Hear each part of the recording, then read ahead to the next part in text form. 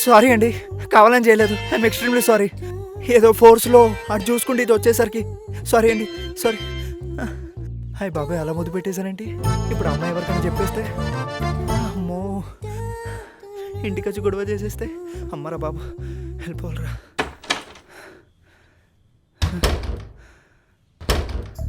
Mummy,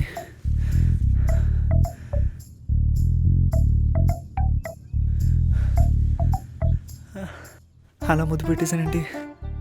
ఏమైంది ఇప్పుడు? హరిగాడు phone చేద్దాం. హలో హలో, అరే ఎక్కడున్నావురా?